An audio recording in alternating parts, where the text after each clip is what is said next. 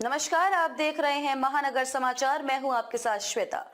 तो चलिए रुक करते हैं आज की बड़ी और प्रमुख खबर। ऑपरेशन सिंधु के तहत 290 भारतीय नागरिक स्वदेश लौटे। कश्मीर के 190 छात्र शामिल। एयरपोर्ट पर दिखे भावुक क्षण। ईरान और इजराइल के बीच जारी तनावपूर्ण हालात के बीच भारत सरकार द्वारा चलाई गई ऑपरेशन सिंधु के तहत शुक्रवार देर रात 290 भारतीय नागरिक नई दिल्ली पहुँचे। इन यात्रियों में सबसे बड़ी संख्या कश्मीर के छात्रों की रही। कुल 190 विद्यार्थी। अन्य यात्री दिल्ली, हरियाणा, कर्नाटक और पश्चिम बंगाल से संबंधित थे। तेहरान से दिल्ली की सुरक्षित वापसी। यह विशेष उड़ान ईरान की राजधानी तेहरान के इमाम खामेनी अंतर्राष्ट्रीय हवाई अड्डे से शुक्रवार शाम 6:30 बजे भारतीय समय अनुसार रवाना हुई। फ्लाइट नंबर W5071 महान एयरलाइन द्वारा संचालित की गई और यह विमान रात करीब 11:30 बजे दिल्ली एयरपोर्ट पर लैंड हुआ।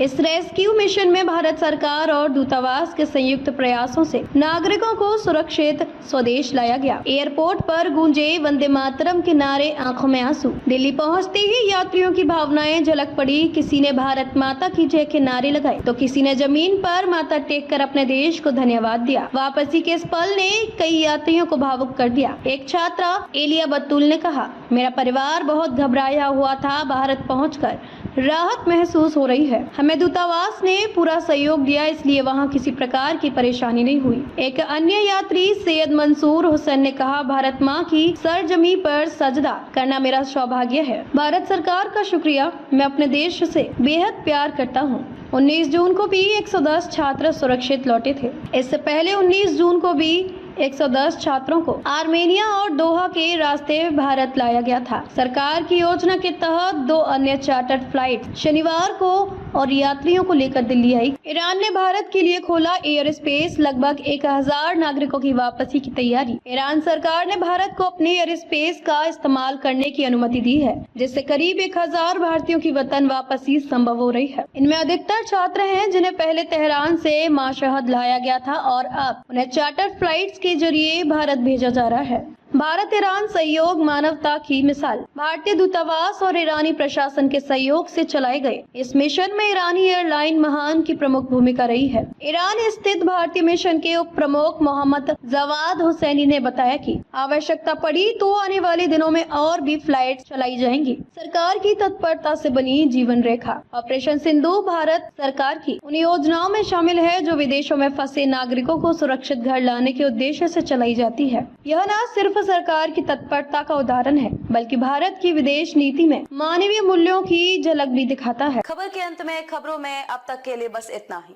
फिर होगी आपसे मुलाकात ऐसी ही बड़ी किसी खास खबर के साथ। तब तक के लिए नमस्कार और देखते रहिए महानगर समाचार।